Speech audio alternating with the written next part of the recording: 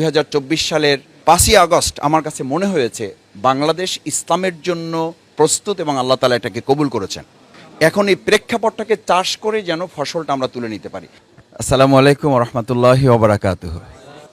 আমাদের শ্রদ্ধাভাজন হোস্ট, আমাদের প্রিয় মাতৃভূমি বাংলাদেশে গণ্ডি ছাড়িয়ে গোটা পৃথিবীর মানচিত্রেই শ্রদ্ধেয় ডক্টর মাওলানা মিজানুর রহমান আজহারি ভাইয়ের আজকের এই আমন্ত্রণে আমরা যারা এখানে এসেছেন, আমরা প্রথমে আল্লাহ শুকরিয়া আদায় করি আলহামদুলিল্লাহ, যেরকম একটা বরকতপূর্ণ আয়োজনে আমাদেরকে আল্লাহ তাআলা শামিল হওয়ার তৌফিক দিয়েছেন। আমি দুটো ছোট কথা বলতে চাই, 2 মিনিটের কম সময় শেষ করতে পারলে আমার জন্য ভালো হবে। আমি যারাদের সাথে আমরা আজকে মিলিত হতে সুযোগ পেয়েছি, এটি বাংলাদেশের জন্য অত্যন্ত গৌরবের এবং অত্যন্ত মর্যাদার যে এরকম একটা সময় আমাদেরকে আল্লাহ তাআলা দয়া করে দান করেছেন। এখানে প্রায় সকলেই বলা যায় আমরা দীর্ঘ একটা সময় ভিন্ন রকম একটা পরিবেশে আমাদেরকে জীবন পার করতে হয়েছে।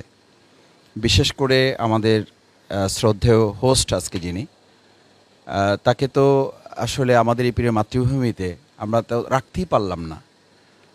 আল্লাহ তাআলা আমাদেরকে এই সুযোগ দিয়েছেন। আবার আরেকবার অন্তরস্থল থেকে শুকরিয়া আদায় করছি আলহামদুলিল্লাহ। আল্লাহ যেন স্থায়ীভাবে আমাদের প্রিয় মাতৃভূমির জন্য প্রথমত এই সময়টাকে নেয়ামত হিসেবে বর্ধিত করে দেন। দ্বিতীয় হচ্ছে, আমি হুজুরের ওয়াজ থেকে একটু কথা বলি, সেটা হচ্ছে অহুয়াল গফুরুল ওয়াদুদ। আসলে আমাদের প্রতি মানুষের এই ভালোবাসা, আমাদের এই বক্তব্য, আমাদের এই কারো লেখনী, এটির আলাদা কোনো কৃতিত্ব আছে বলে আমার কাছে মনে হয় নাই। এটা নিতান্তই আল্লাহ তাআলার দান তার বান্দার প্রতি। তিনি যখন তার কোনো বান্দাকে ভালোবাসেন, এই হাদিস আপনারাই বলেন, আপনাদের কাছ থেকে শুনেছি, আমিও মাদ্রাসায় যতটুকু পড়ার সুযোগ পেয়েছি, আল্লাহ তাআলা যখন কোনো বান্দাকে ভালোবাসেন তখন তিনি আরশে আজিমে এটাকে বলেন, এবং আরশে আজিমকে আসমানওয়ালাদেরকে বলেন এটা জমিনওয়ালাদের কাছে পৌঁছানোর জন্য।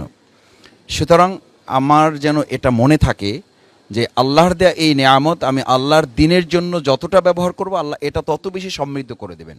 লা ইন শাকারতুম লা আযীদান্নাকুম।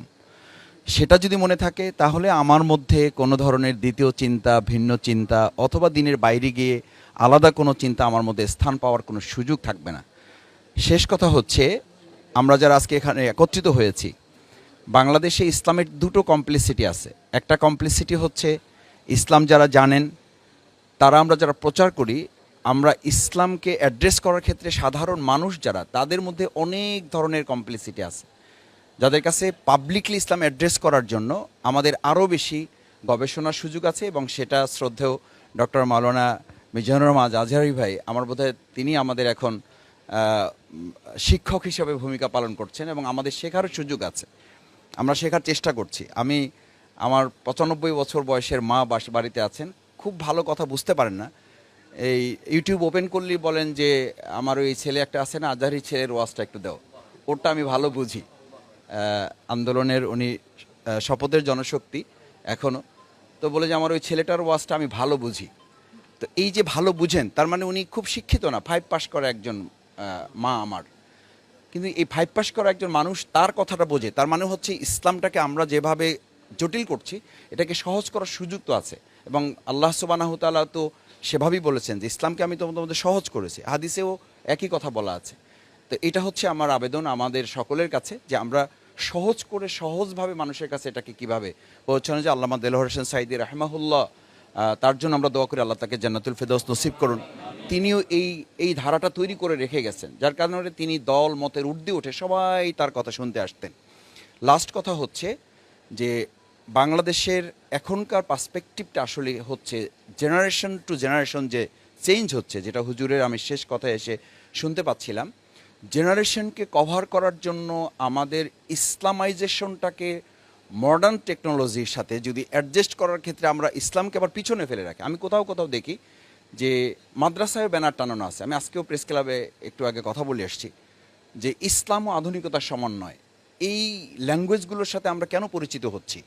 আসলে আমাদের বরং অ্যাড্রেস করতে হবে ইসলামই তো শুধু আধুনিক না, আল্ট্রা মডার্ন, এবং এটার আধুনিকতার ধারে কাছেও এখন এদেশের গোটা পৃথিবীর আধুনিকতা মানে ওই দরজায় পাই রাখতে পারে নাই। তা আমরা এটা কেন বলছি? অথচ এইটাই কিন্তু মাদ্রাসায় আমরা শিখে আসছি, আমাদেরকে শেখানো হয়েছে। এখন ভালো ভালো মাদ্রাসা যারা তৈরি করছে যে আমরা বিজ্ঞান এবং ইসলাম শিখাচ্ছি, এটাও কিন্তু বলা হচ্ছে, অথচ ইসলাম হচ্ছে সবচেয়ে বড় বিজ্ঞান। তো সেই জায়গাটা আমরা যদি অ্যাড্রেস করতে পারি এই জেনারেশনের কাছে, 2024 সালের 5ই আগস্ট আমার কাছে মনে হয়েছে বাংলাদেশ ইসলামের জন্য প্রস্তুত এবং আল্লাহ তাআলা এটাকে কবুল করেছেন। এখন এই প্রেক্ষাপটটাকে চাষ করে যেন ফসলটা আমরা তুলে নিতে পারি, সেই দায়িত্ব আমার সামনে যারা আছেন, আমার শ্রদ্ধেয় শিক্ষক উস্তাদ তুল্য, আমি অনুরোধ করব আমাদের সন্তানদের, আমাদের শিক্ষার্থীদের অর্জিত এই বাংলাদেশ আল্লাহ তাআলা দয়া করে দান করেছেন, ইসলামের জন্য উন্মুক্ত করেছেন, এটাকে এখন ফসল তুলে যেন আমরা ঘরে ঘরে পৌঁছে দিতে পারি, সেই প্রত্যাশা ব্যক্ত করে আমার কথা শেষ করছি। আসসালামু আলাইকুম রহমতুল্লাহ।